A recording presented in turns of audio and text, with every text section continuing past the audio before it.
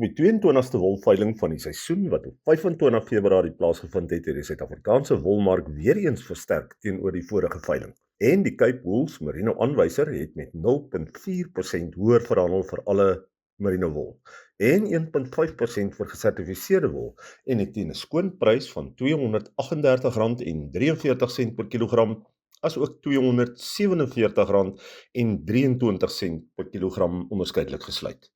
Die Australiese EMI het ook sy opwaartse tendens voortgesit en hoër verhandel en het so met 0,9% versterk teenoor die vorige veiling. Ons praat elke week van die EMI. Nou vir die van u wat nie weet waarvoor dit staan nie, dit staan vir die Eastern Market Indicator en dit is dan ook die mees toonaangewende aanwyser wat in Australië gebruik word. Net so ter inligting.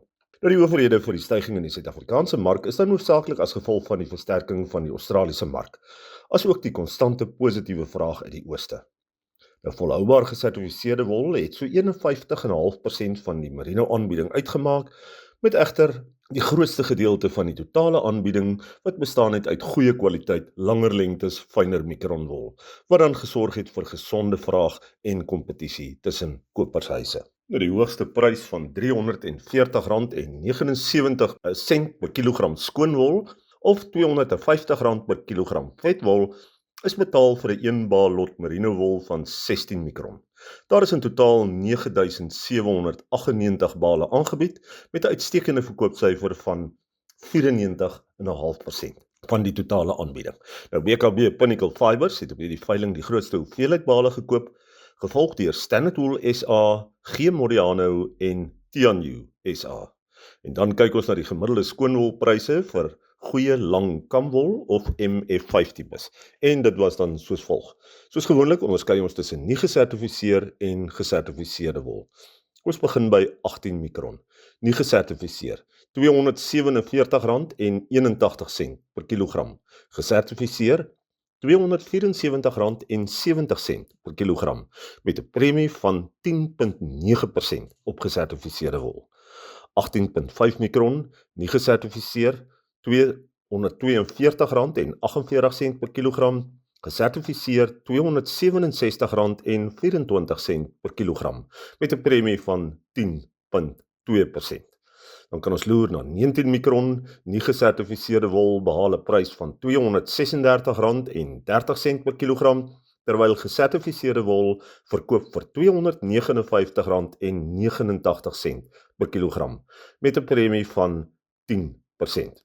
En dan laastens kan ons kyk na 20,5 mikron, nie gesertifiseerde wol behaal 'n prys van R226,94 per kilogram, terwyl gesertifiseerde wol verkoop vir R249,65 per kilogram, met 'n premie van 10%. Nou ja, die volgende wolveiling van die seisoen is dan geskeduleer vir 4 Maart, waar daar sowat 10.420 bale aangebied gaan word. Dit dan ons storie hierdie week, tot ons weer gesels, mooi loop.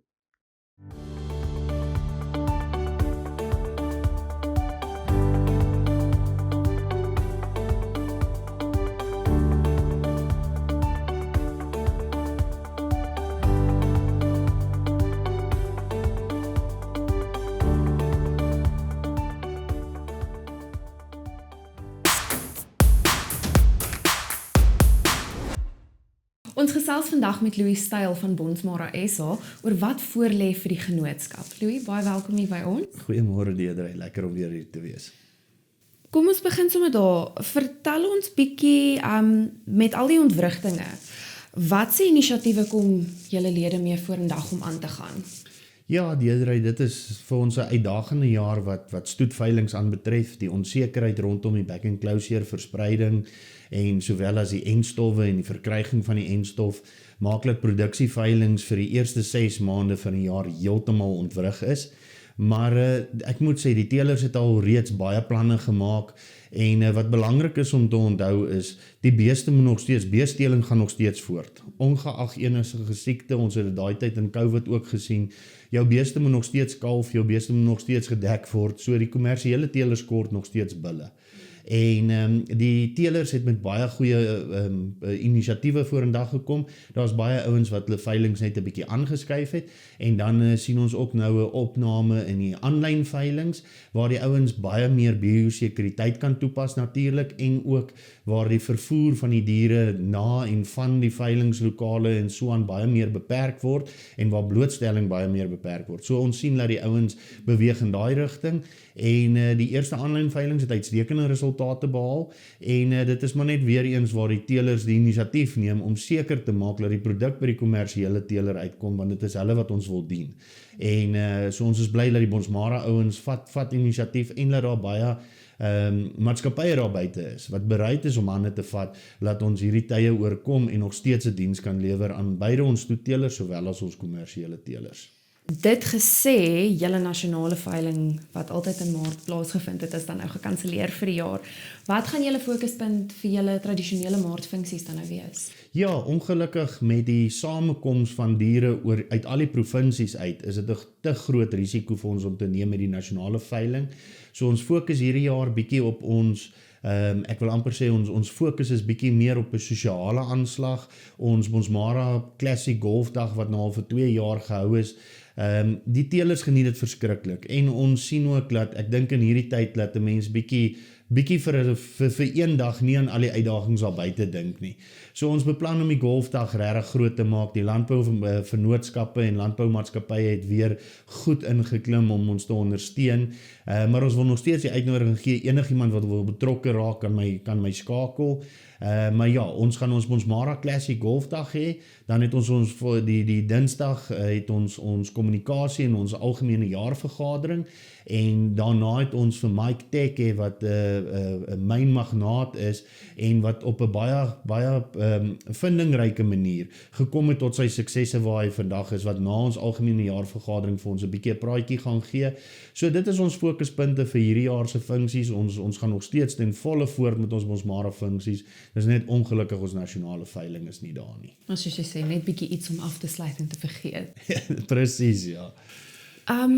Vertel ons bietjie oor julle fokus op Bonsmaras vir die kommersiële boer. Jy het genoem daar's goetertjies wat daar gebeur. Ja, ons is baie opgewonde. Dit is weer eens een van daai dinge in moeilike tye moet mens juis vindingryk raak en die uitdaging van hierdie jaar is ons het gesien dat ons gaan nie kan voortgaan met ons normale opleidings nie. Dit is nie realisties om te verwag van 'n boer om mense tot ons uit plaas toe te laat nie en voordat ons almal nie die enstof kan kry nie, is daai gevaar te groot. So ons het 'n bietjie in 'n vennootskap ingegaan juis met Plaas Media om ons te help met die vervaardiging van aanlyn opleidingsvideo's wat ons natuurlik dan baie makliker kan gaan versprei onder ons kommersiële teelers want daar's 'n groot behoefte om te weet hoe werk die Bonsmara stelsel en wat binne die Bonsmara stelsel maak dat die kommersiële teeler ook 'n sukses daarmee kan behaal. So dit is vir ons 'n groot ding wat ons beplan en daai video's behoort in die volgende 3-4 maande behoort hulle te begin sirkuleer. So ons wil seker maak dat ons van die Bonsmara genootskap af dien ook ons kommersiële teeler want soos wat ons altyd sê, hulle is 90% van ons kliënt as ons gaan kyk na ons produksieveilings. So hulle is die basis van die Bonsmara bedryf en ons wil seker maak dat ons nog steeds die beste genetika by hulle kry en dat hulle die voordeel en die winsgewendheid van Bonsmara ook kan geniet, net soos wat ons toeteelers doen. Baie dankie, Louis. Dankie baie, Deidre. Dit was Louis Styl en maak seker jy hou Plaas TV dop vir terugvoer oor die Bonsmara Classic Golfdag. It is a joy to work with Bonsmara. With its beautiful temperament and easy disposition that responds well to handling.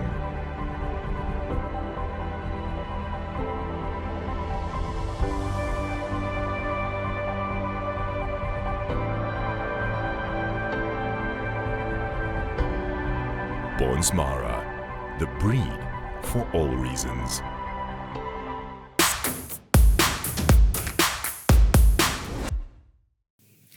Die veiligheid van melk kom onder bespreking in vandag se gesprek met Jompie Burger van die Suiwelstandaard Agentskap. Jy was lanklaas hier by ons, dis omtrent tyd. Baie welkom. Ja, dankie Lise.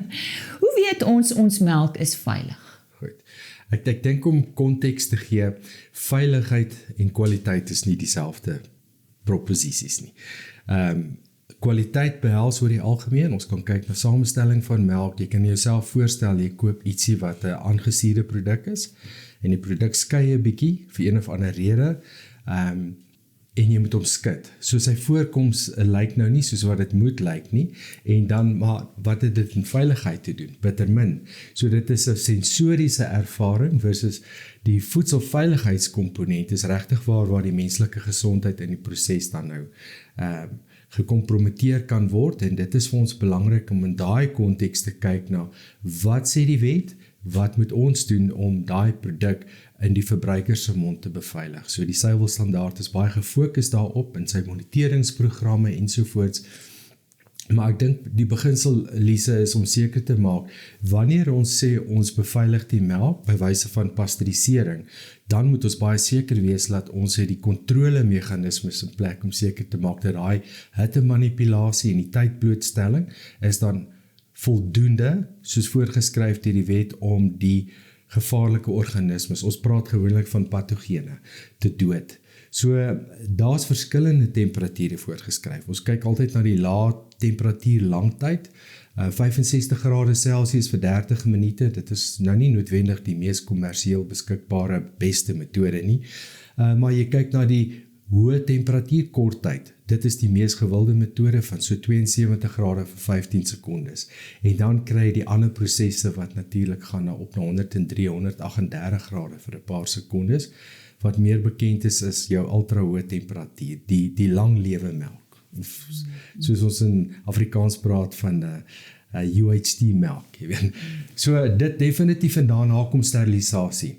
Maar dit is baie belangrik dat wanneer ons praat oor voedselveiligheid, mooi verstaan, dat voedselveiligheid het ten doel om die rakleeftyd van 'n produk te bevorder, dit is 'n gegewe, maar ook om seker te maak daai patogene organismes, en dit sluit enigiets van 'n TB, brucellose wat in rou melk mag voorkom, in die proses gedood word. Ons kyk na listeriose as 'n tipiese siekte wat ook in melk, salmonellose, kan voorkom, en daai patogene moet gedood kan word. Ons weet dat 'n 72 grade vir 15 sekondes is effektief. Die dodings effek is reg daarvoor, en dit is hoekom die wet dit so voorskryf.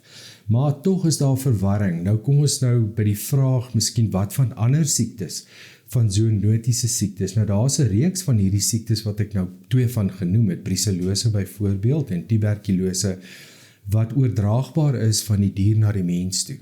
Nou dit kan kompleks raak, veral as jy kyk na, dit begin die hele waardeketting begin eintlik maar op die plaas, en dit is waarvan hierdie siektes af hulle oorsprong het, is van die dier, en met die wete dat wanneer die melk uit die speen uitkom van 'n gesonde dier, is dit so na steriel as wat natuurlik moontlik is bloot wanneer die melk deur die speenkanaal van die dier kom, van die melkdier, en dit in die omgewing blootgestel is, laat jy dan nou al hierdie tipe ander bykomende siektes, tensy die siekte sistemies in die dier is, 'n siek dier byvoorbeeld. Maar dan praat ons ook dan nou van die proses van hittebehandeling, en dan na pasteurisasie besmetting, waar die prosesse en die kontroles nie in plek is nie, waar, kom ons noem, listeria in 'n fabriek kan voorkom, en daar's nie nog 'n agterna stap wat hittebehandeling insluit, wat die siekte kan dra deur na die verbruiker toe nie. So, terug na die zoonose toe, in die geval van, sê nou maar, back and claw seer. Ja, ek wil met jou daaroor praat, want daar heers nog steeds baie onsekerheid oor, is melk veilig, wat kom van diere met back and claw seer. So, back and claw seer val onder een van daai kategorieë as 'n virus. So hy is 'n nie zoonotiese siekte, met ander woorde, die dier kan nie die siekte na die mens toe dra nie. Daarom kan ons sê, in beginsel is die melk goed en geskik vir verwerking. Maar wat ons wel moet weet is dat 'n dier wat die virus onderlede het, en die virus is sistemies in die dier, gaan dit eers, in die meeste gevalle, word die eier geaffekteer. Die eier word dan, kom ons sê, siek, en jy begin letsels optel op die eier. En daai letsels veroorsaak dan dat daar oop wonde op die speen is, en op die eier self, wat dan lei tot sekondêre infeksie. Met ander woorde, nou kom jou patogene by en hulle veroorsaak infeksie in die eier in die ergste graad byvoorbeeld. En daai patogene wat deurkom, is dan nou weer 'n voedselveiligheidsaspek, nie die virus nie. Dit wat as gevolg van die virus teenwoordigheid in die eier vestig en dan deurbreek na die mens toe. En daarom kan ons nie wegloop van hittebehandeling, van 'n menslike voedselveiligheidskonteks.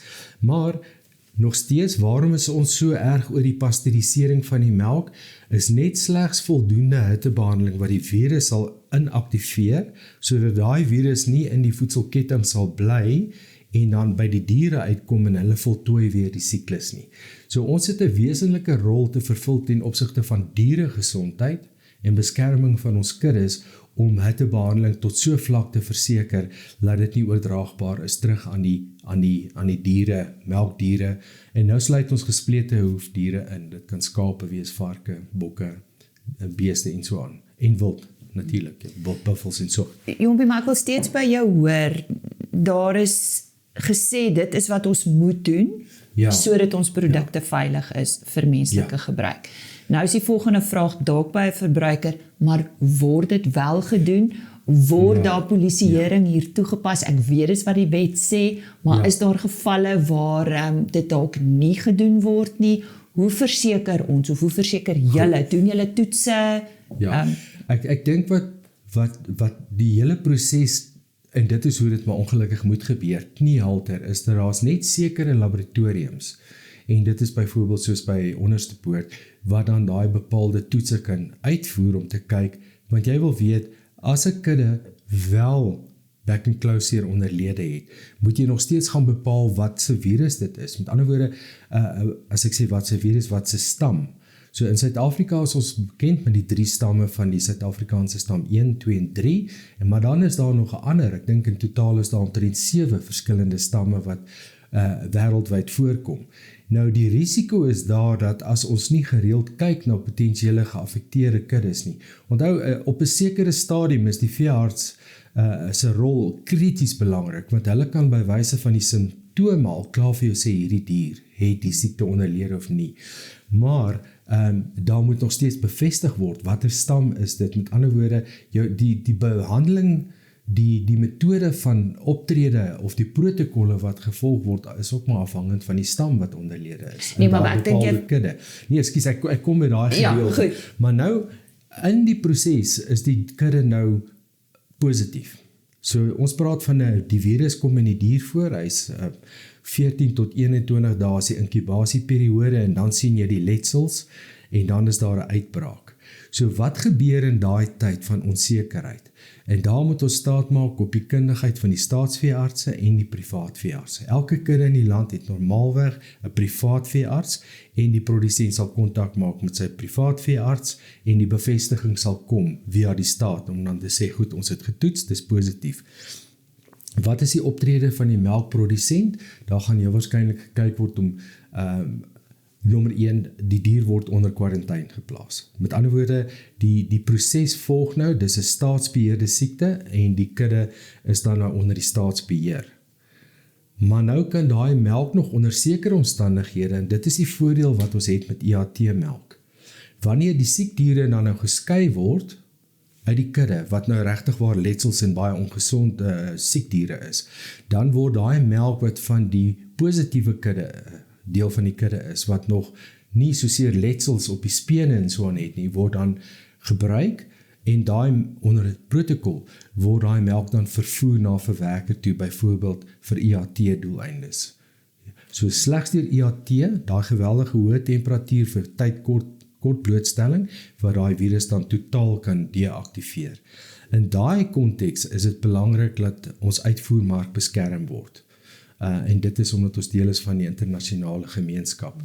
Maar andersins is daar tog die vraag van etiese optrede, van die vloei van melk, vanuit 'n Bekken-Klausier area na potensiële verwerkers buite daai area, en laat dit nie opgemerk word nie, en die verdunning van die melk. Met ander woorde, jy meng hierdie FM Bekken-Klausier melk met gesonde melk, en dit help jou dan om sekere indikasie van die kondisie van die melk dan te verander. Met ander woorde, die verwantskap tussen hoë somatiese seltellings, wat dan nou aandui op die ontsteking in die eier, en dui gewoonlik vir jou aan, wat is die vlak van infeksie in 'n eier?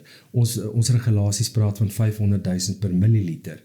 Maar as jy nou, kom ons sê, jy kom nou by 800.000 na 1 miljoen toe, wat is die waarskynlikheid dat jy die gesonde melk met die hoë somatiese seltelling melk meng, dat jy dit kan afkry na 'n aanvaarbare vlak toe, voordat jy die prosesering begin? Onthou, ek sê weer, dis nie 'n menslike situasie nie, dit is spesifiek gemik om die melk aanvaarbaar te kry vir verwerking, maar ook om in die dodingsproses voort te gaan, sodat dit nie aansteeklik is vir diere nie.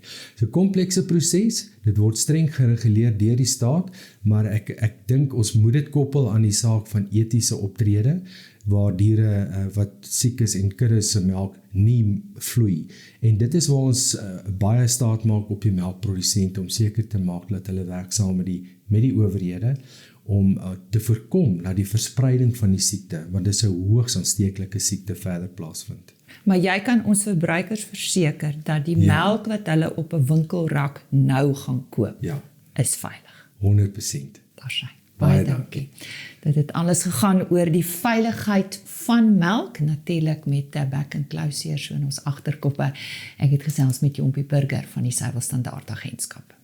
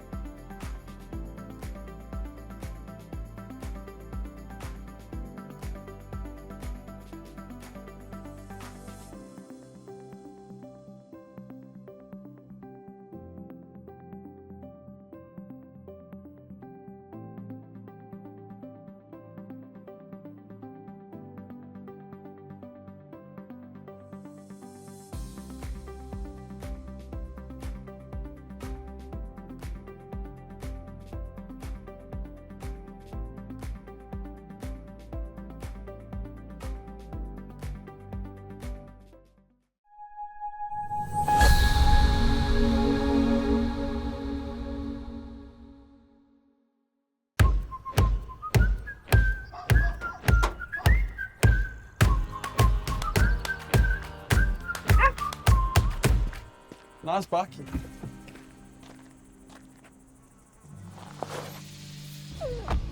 It's not a bucky. It's a Hilux.